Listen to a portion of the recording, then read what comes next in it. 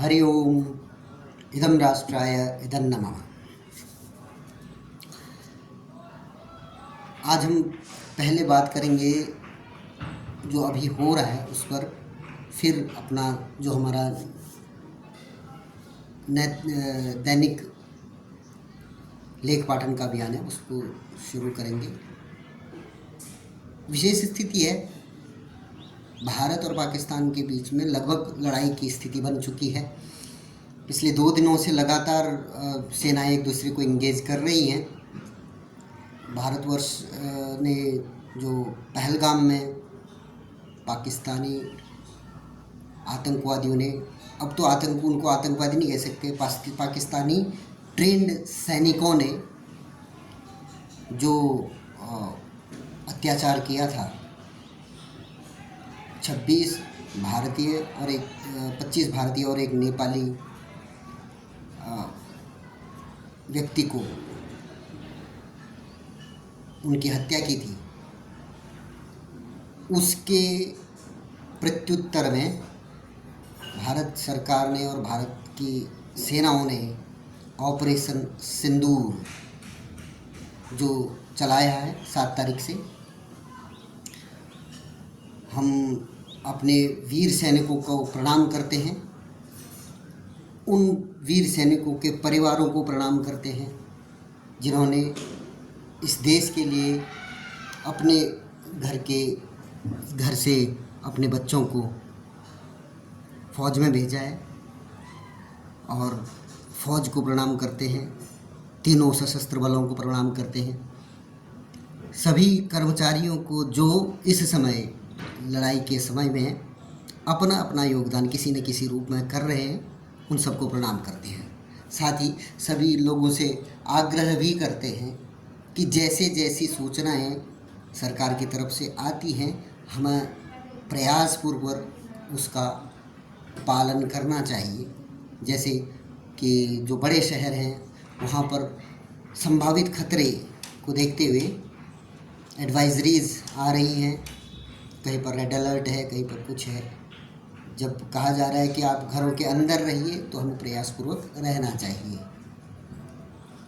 क्योंकि जैसा देखने को मिला है, अभी तक जो हमारा एयर डिफेंस सिस्टम है बहुत बढ़िया काम कर रहा है।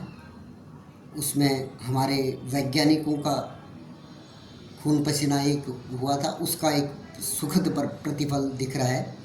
अभी तक सुनने में आया है, कोई भी जो है टारगेट जो शत्रु का था वो अपने स्थान पर नहीं पहुंचा, उससे पहले इंटरसेप्ट होके उसको मार दिया गया है। परंतु जिन क्षेत्रों में पर ये टारगेट भेजे गए थे, जहाँ पर वो इंटरसेप्ट हो रहे हैं, वहाँ पर संभावना ये है कि इंटरसेप्शन के बाद, यानी उसको निष्क्रिय करने के बाद उसका जो मलबा है वो भी तो ज़मीन में ही आना है। घनी आबादी के क्षेत्रों में बहुत संभावना है कि वो बहुत तेज़ी से आए तो नुकसान पहुंचा सकता है। इसलिए प्रयासपूर्वक हम लोग, अगर युद्ध की स्थिति है या अलर्ट है या सायरन बजा हुआ है, उसके बाद हम लोग उस सूचना का पालन करें। ये सामूहिक कर्तव्य हैं जो हम सब ने करने चाहिए, करने ही पड़ेंगे, क्योंकि युद्ध किसी एक का नहीं, इसमें पूरा देश, पूरा इंफ्रास्ट्रक्चर, सारे के सारे लोग इन्वॉल्व हैं। हमने भी अपने देश के पीछे खड़ा रहना है। इसी नोट के साथ आज का लेख पाठ हम प्रारंभ करते हैं। पथिक संदेश पत्रिका में इसका आज का लेख भी, जो पाकिस्तान द्वारा प्रेरित आतंकवाद था, जिसका अभी प्रमाण मिला है कि वो नॉन स्टेट एक्टर्स नहीं थे।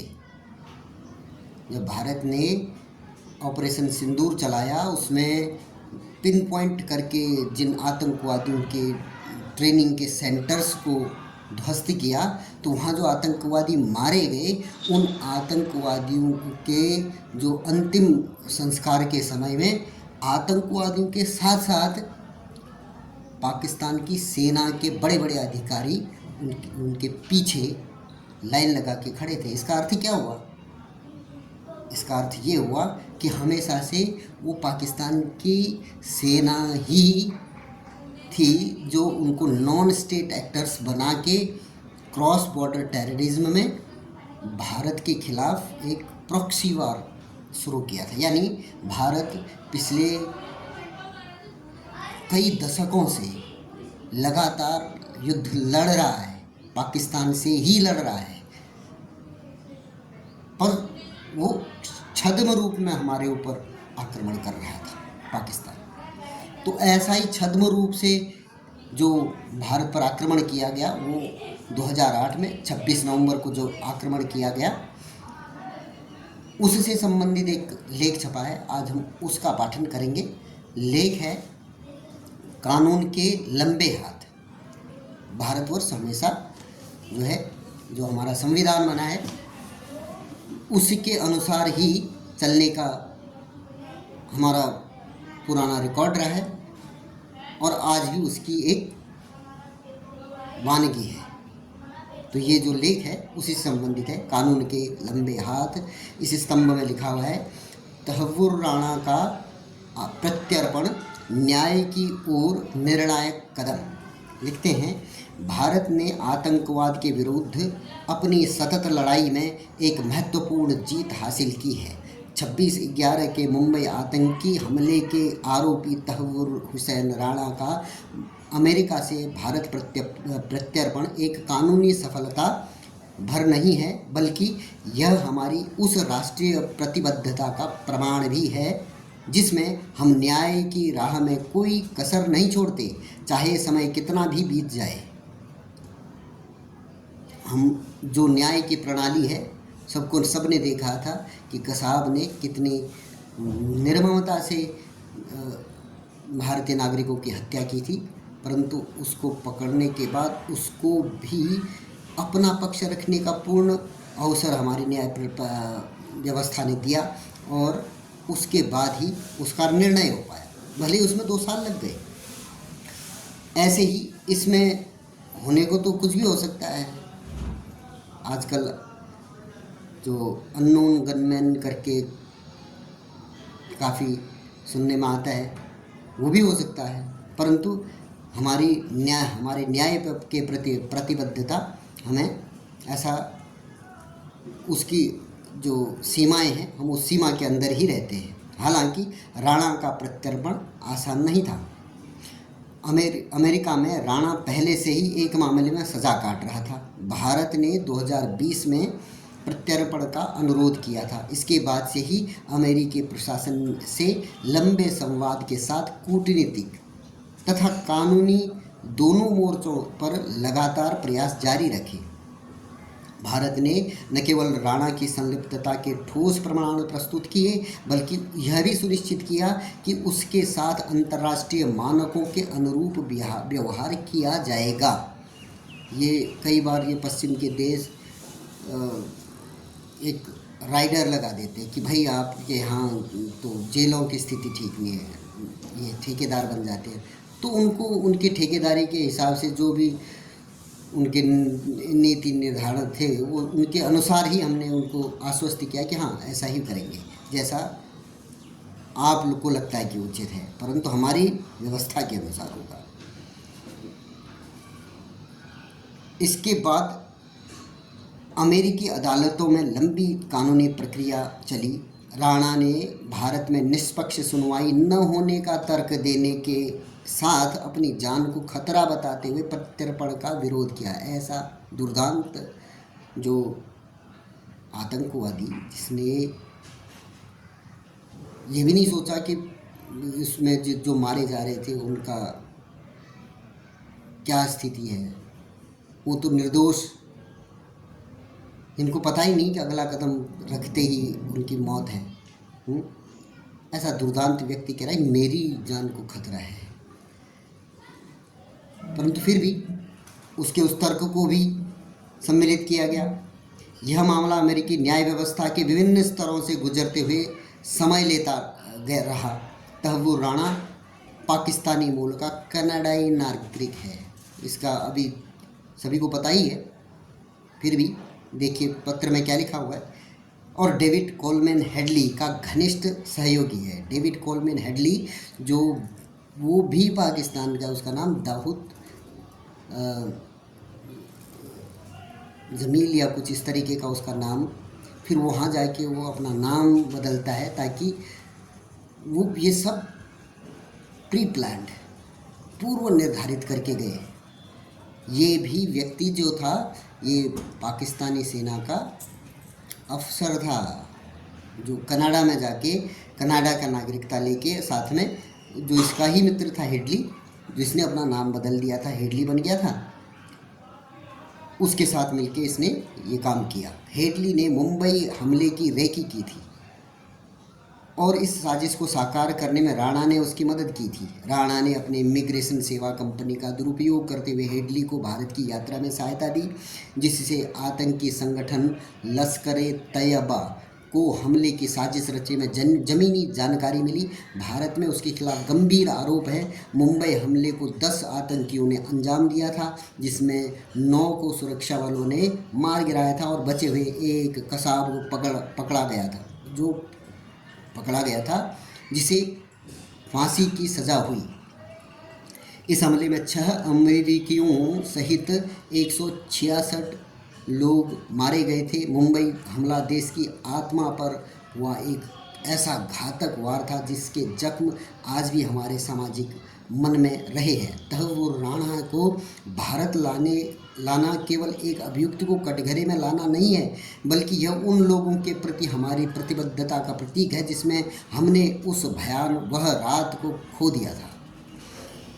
राणा का प्रत्यर्पण न केवल भारत की न्याय व्यवस्था के लिए एक उपलब्धि है, बल्कि यह विश्व समुदाय के लिए भी एक संदेश है कि आतंकवाद के विरुद्ध कोई समझौता नहीं किया जा सकता।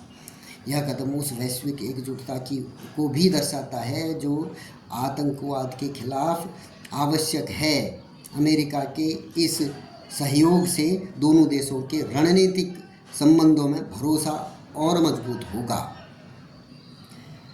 यह अब जबकि तहव्वुर राणा भारत की न्यायिक प्रक्रिया के अधीन है, यह जरूरी होगा कि इसके खिलाफ मुकदमा पारदर्शिता और निष्पक्षता से चलाया जाए।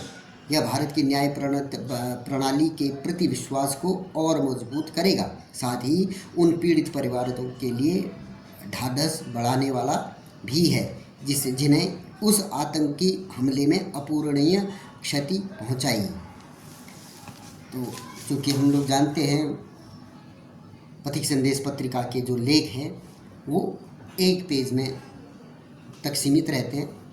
पूरी कहानी लगभग सभी को पता ही होती है, परंतु ये एक सूचनार्थ होता है। यहाँ पर ये इन्होंने अपना पक्ष रख दिया कि ये जो लाया गया है इसमें भारतीय जो शासन व्यवस्था है उसका पूर्ण सहयोग, कूटनीतिक यानी दूसरे देश के साथ कैसे हम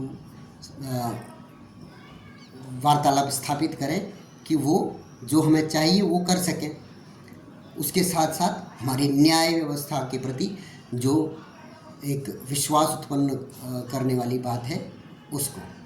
तो इन सब बातों को ध्यान में रखते हुए इस अंक में इन्होंने तहव्वुर राणा का जिक्र किया। अब ये तहव्वुर राणा जो है इसने ये इसमें लिखा नहीं है, परंतु इसका जो बैकग्राउंड है वो पाकिस्तान की सेना है। अभी जो 2 दिन पहले की घटनाएं हुई हैं उससे स्पष्ट है, स्पष्ट तो इससे भी होता है कि देखो सेना की संलिप्तता किस हद तक है। सेना ने इस व्यक्ति को कनाडा में स्थापित करवाया, वहाँ पर ये डॉक्टर था अपनी सेना में, वहाँ पर इसको इमिग्रेशन का काम करवाया। इमिग्रेशन के काम के उसके नाते इसका भारत से संबंध करवाया और उसी के नाते इसी के अपने मित्र, क्योंकि जो काम करना कॉन्फिडेंशियल काम करना था, तो इसका बचपन का जो मित्र था दाऊद गिलानी, उसका नाम, दाऊद गिलानी को, जो कि एक अमेरिका में जब वो रहता था तो एक छँटा हुआ बदमाश, चोर, उचक्का वो था। उसको साथ में लेकर, चूँकि इसका मित्र भी था, तो उसको साथ में लेकर इसने अपनी कंपनी के माध्यम से उसको भारत में भेजा, और मुंबई ही नहीं कई और स्थानों की उसके द्वारा रेकी करवाई, क्योंकि वो अमेरिकी नागरिक था, डेविड कोलमैन हेडली। तो इस तरीके से पूर्व नियोजित तरीके से भारत पर हमले का प्लान बनाया गया, और नाम क्या दिया गया कि ये जो है काम, ये तो नॉन स्टेट एक्टर्स का है, जिसको आतंकवादी कहते हैं। इसलिए पूरे विश्व को मानना चाहिए कि नॉन स्टेट एक्टर्स वाली कोई बात ही नहीं है, ये वास्तव में पाकिस्तान की स्टेट पॉलिसी है। Terrorism is state policy of that country. वो अभी भी जो 10 आतंकवादी जिन्होंने मुंबई में ये हमला किया था, दे वर वेल ट्रेंड, जो कमांडोज, वो कोल्ड ब्लडेड शूट आउट करने के लिए उनको बिल्कुल भी वो हिचकिचाए नहीं। सेम जो पहलगाम में जो ये आतंकवादी आए थे, वो भी वेल ट्रेंड कमांडोज थे। अब ये निश्चित हो गया ना कि ये वेल ट्रेंड कमांडोज को भेजकर भारत की आंतरिक व्यवस्थाओं को छिन्न भिन्न करने के लिए, फिर इस पर लांछन लगा नहीं सकते हो। लांछन लगाओगे, कहेगा ये तो नॉन स्टेट एक्टर्स हैं, चलो भाई हम आपका सहयोग करते हैं, हम खुद पीड़ित हैं, ये दुनिया भर की बात है।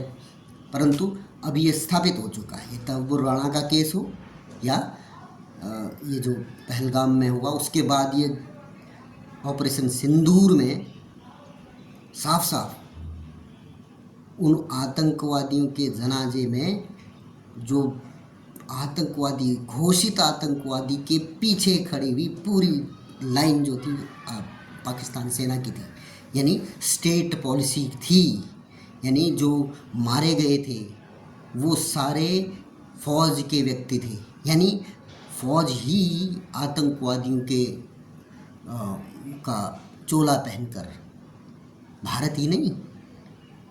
मुझे लगता है कि पाकिस्तान के इस आतंकवाद की पॉलिसी के बहुत सारे अन्य देश भी पीड़ित हैं। तो ये आज का ये लेख वैसे युद्धकाल है, जब ये छपा होगा तो तब ऐसी कोई संभावना थी नहीं, परंतु ये जो लेख है वो आज के समय में ये तब्बुर राणा का केस और ये जो ऑपरेशन सिंदूर में पाकिस्तान की जो करतूतें हैं वो स्थापित करती है कि आतंकवाद पाकिस्तान की स्टेट पॉलिसी है। और उसके लिए भारत ने जो ये अभियान चला रखा है, इस अभियान में पूरे देश की आवश्यकता है। जिस जिस स्तर पर हो सके हमें करना चाहिए, और हम अपनी एक बार पुनः अपनी तीनों सशस्त्र सेनाओं को प्रणाम करते हैं। उसमें प्रत्येक जो हमारे फौजी हैं, तीनों सशस्त्र सेनाओं में जो भी हमारे जवान हैं उनको प्रणाम करते हैं, उनके परिवारों को प्रणाम करते हैं। उनकी वजह से आज हमारा देश सुरक्षित है। इसी के साथ अगले अंक में मिलेंगे, तब तक के लिए धन्यवाद। जय श्री राम।